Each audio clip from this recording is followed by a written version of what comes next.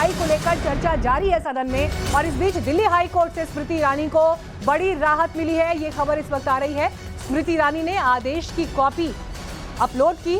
स्मृति ईरानी ने आदेश की copy upload की और उनका हाई कोर्ट की तरफ से जो कहा गया आपको उसकी भी जानकारी दे रहे हैं कि ना ही वो रेस्टोरेंट और बार की मालिक हैं और लाइसेंस के लिए कभी आवेदन नहीं दिया। तो हाईकोर्ट से ये बड़ी राहत स्मृति ईरानी को मिलती हुई इस मामले में दिखाई दे रही है। गोवा सरकार ने भी किसी तरह का कारण बताओ नोटिस नहीं दिया है और हाईकोर्ट से स्मृति ईरानी को इस मामले में राहत मिलती हुई दिखाई दे रही है। और आदेश की कॉपी इस वक्त आप स्क्रीन पर भी देख रहे हैं जो उन्होंने अपलोड की है।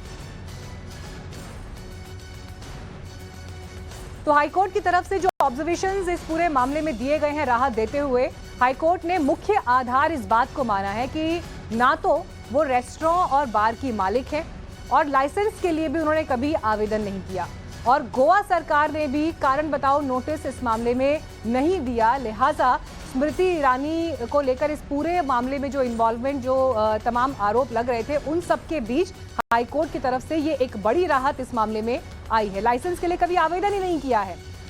और जानकारी के साथ हमारे सहयोगी अमित इस वक्त जुड़ गए हैं। अमित, देखिए, हालांकि स्मृति ईरानी ने आदेश की कॉपी भी अपलोड की है, लेकिन और ऐसे कौन से मुख्य बिंदु हैं जो स्मृति ईरानी को राहत की तरफ इशारा कर रहे हैं? मुख्य आधार क्या रहा राहत देने का?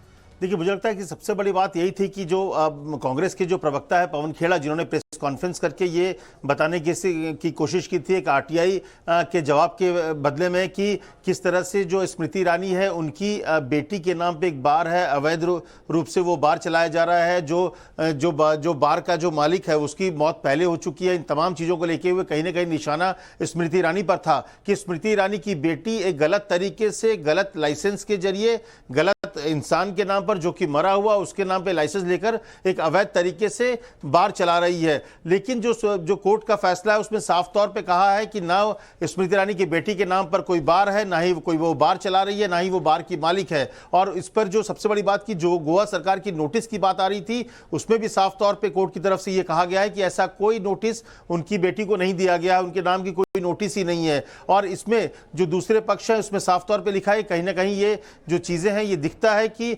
कैसे इस पूरे मामले को आगे बढ़ाया गया है। ऐसे में जो कांग्रेस या दूसरे लोग हैं उनको नोटिस दिया जा रहा है और उनसे जवाब तलब किया जाएगा कि इस पूरे मामले में उनके तरफ से इस तरह की बातें क्यों की गई, क्या आधार था और क्यों ऐसी बातें की गई। तो ऐसे में एक बड़ी राहत जो आप कह सकते हैं कि स्मृति ईरानी को मिल रहा है, क्योंकि उनके नाम पर, उनकी बेटी के नाम पर, क्योंकि जब अमित, तो क्या माने कि इस मामले का पटाक्षेप हो जाएगा, अब यहाँ पर दी एंड हो जाएगा कम से कम इस मामले को लेकर?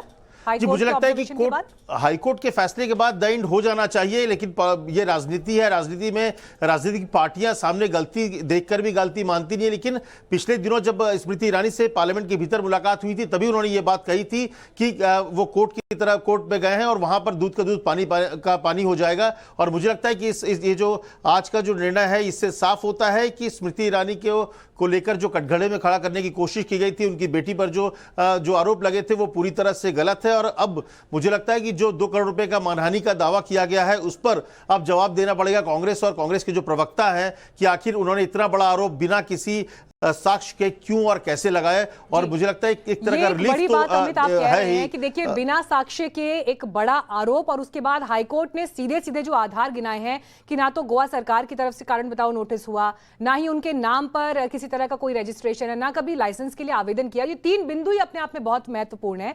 और इसीलिए गौरव, देखिए, हमारे साथ गौरव भी हैं इस वक्त फोन लाइन पर मौजूद। गौरव, देखिए, ये राजनीति में एक अजीब सी स्थिति पैदा हो गई है जिसमें आरोपों को लगाने से पहले उनका आधार क्या है, शायद इस पर भी पूरा होमवर्क नहीं किया जा रहा है। और ये मामला अपने आप में उसका एक उदाहरण दिखाई देता है।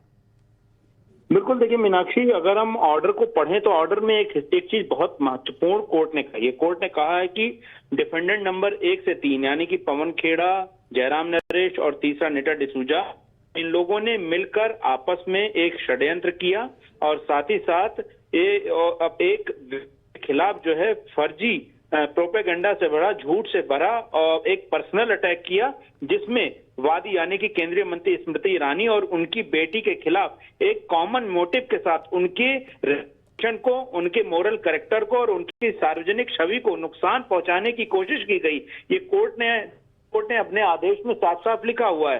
कोर्ट ने यह भी कहा है कि जब उनकी बेटी के नाम पर किसी तरह का कोई नोटिस नहीं हुआ, शो कॉज नोटिस नहीं हुआ गोवा सरकार द्वारा, ना ही उनके नाम पर कोई लाइसेंस था, ऐसे में जिस तरह के आरोप लगाए गए वो पूरी तरह से ही तथ्यहीन थे, निराधार थे, और जिससे साफ पता चलता है कि उनका मकसद जो है वो केंद्रीय मंत्री स्मृति ईरानी, इसमें कोर्ट ने अपने आदेश में लिखा है कि एक ऊंचे स्थान केंद्रीय सरकार अब देखना ये होगा कि कम से कम हाईकोर्ट के ऑब्जर्वेशंस के बाद क्या अब ये मामला यहाँ खत्म होता है या फिर इससे आगे भी पॉलिटिकल पार्टीज इसे लेके जाती हैं।